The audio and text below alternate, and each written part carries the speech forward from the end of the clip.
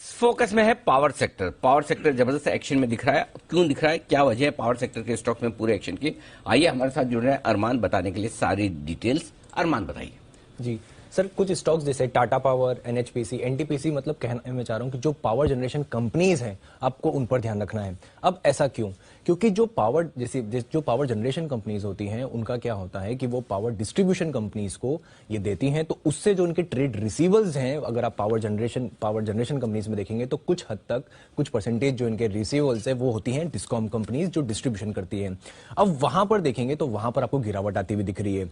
अगर आप बात करेंगे कि कर्नाटक के 3 और अगर जम्मू और कश्मीर में एक डिस्कॉम का जो है अगर आप बकाया है पिछले एक महीने का अगर आप बकाया देखेंगे तो वो लगभग 5,000 करोड़ से घटकर सिर्फ 713 करोड़ पर आता हुआ दिखा है। अब ऐसा क्यों हुआ है? उसका एक मुख्य रीजन ये है कि ये जो अब जब भी अगर जो ड्यूज पे डिफॉल्ट होता है तो उस पे कड़े कदम उठाए जा रहे हैं। अब कड़े कदम मतलब कैसे कदम? ऐसा होता है कि अब जो डिफॉल्ट करते हैं जो डिस्कॉम्स, उनको ये बार कर दिया जाता है या उन पे प्रतिबंध लगा दिया जाता है कि अगर आपने ड्यूज पे नहीं करें तो आप एक्सचेंजेस पर जो आप बेचते हैं वो नहीं बेच सकते।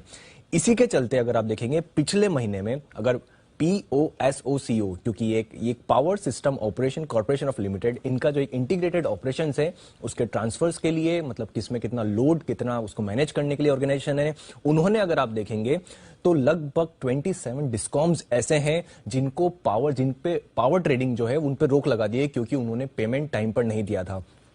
इसी कारण जो है ओवरऑल अगर आप देखेंगे कि हालांकि अगर आप 1 सितंबर का अगर डेटा देखेंगे तो लगभग 1.3 लाख करोड़, मतलब 1.3 ट्रिलियन जो था ये डिस्कॉम कंपनीज का बकाया था इन पावर जनरेशन कंपनीज को। तो ये जो लगातार जो नियम आ रहे हैं और जो कड़े प्रतिबंध लगाए जा रहे हैं ड्यूज के ऊपर, तो हो सकता है इन पावर जनरेशन कंपनीज के लिए इतना सारा जो बकाया है वहां पर भी